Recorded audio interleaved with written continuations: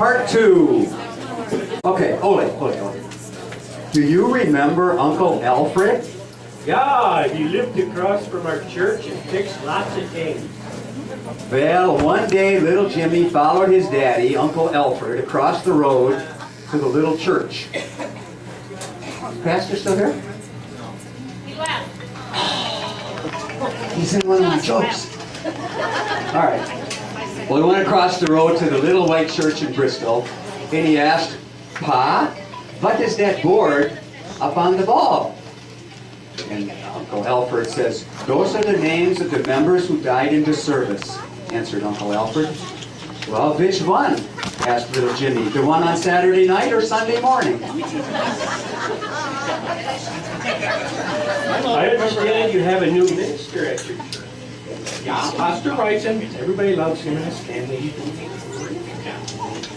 Did you know when Pastor Rick was in college studying the Bible for the first time, he mentioned to his professor, "It says a lot about St. Paul, but there's nothing in it about Minneapolis."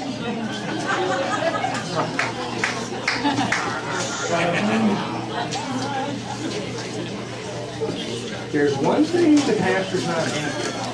The county divided and the leader. How come? Well, sure, Sue, the council president, explained it. For one thing, the secretary can't spell it. For another, nobody knows how to play it. So that would be a waste of money. And another thing, if we are going to spend any money, it should be for a light over the pulpit so people can see better.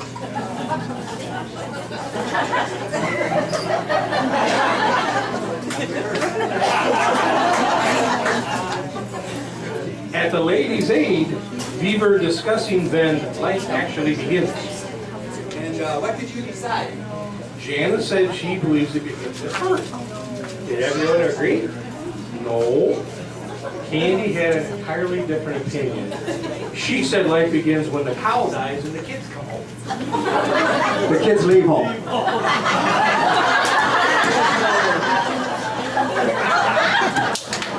Lee only went to second grade. I heard, All right. Settle down. I heard you had company yesterday. Oh yeah, I sure did. 2 young men knocked on my door. What did they find? They asked me if I would like to be Jehovah's Witness. Tell them. I said, heck, I didn't even see the accident. Ole just answered the phone and hung up. Who was it? Someone must have thought this was the Coast Guard. All they said was, "Is the coast clear?" Your brother Larry told me he got a phone call at 3 in the morning. Was he mad? No. The guy apologized, and besides, he said he had to get up to answer the phone anyway. Lena, why did Ole spend the night in jail last week? A traffic cop stopped us and said Ole was going 50 miles an hour in a 30-mile-an-hour per zone. Ole insisted he was only going 30. The cop said 50, and Ole said 30. Back and forth they went until finally I tried to be helpful and I said, "Officer, you really shouldn't try to argue with Ole when he's drinking."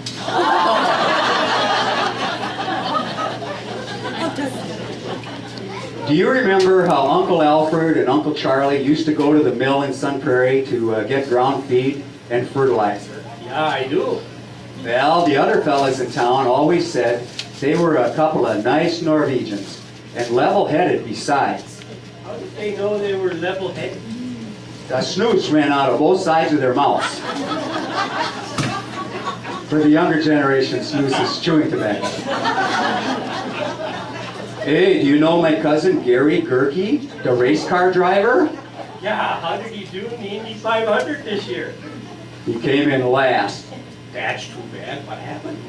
Ole, he says he had to make 75 pit stops, 3 for fuel and tire changes, and 72 to ask directions. Is it true those Norwegian cousins, Tim and Joey, were watching the Packers play football on TV at that bar in Bristol last Sunday? Yeah, unfortunately, Tim bet and lost $50 on one play, and Joe lost $50 on the instant replay.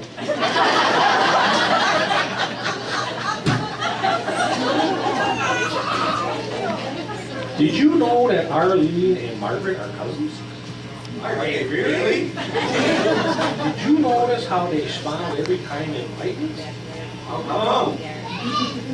They think you're getting their picture taken.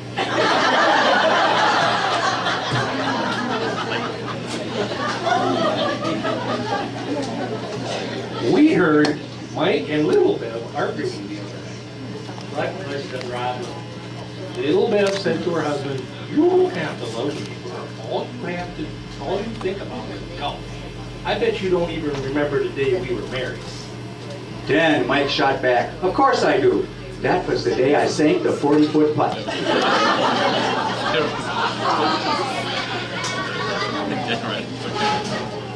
Okay, I drove by your house the other day, and I see you have a new outhouse. It's bigger than mine. Yeah, it's a dandy. A two-seater, you know. One seat for Lena and one for me. Ole had a little accident in there the other morning. What happened, Ole? Well, everybody knows I always sit for a few minutes in the morning before I go to work. Well, I reached to get the Sears catalog, and I bumped my old knapsack, and it fell in Lena's side. Since it was an old knapsack, I imagine you just left it in there, right? You're right for sure, Sven. And ordinarily I would have, but You didn't. I had no choice but to fish it out. My lunch was in that old knapsack. I think this should be our last joke. I agree with you, Frank. Smartest thing you said all day. Okay, so what's black and blue and laying on the sidewalk? I don't know. Me either. A guy who tells too many Norwegian jokes.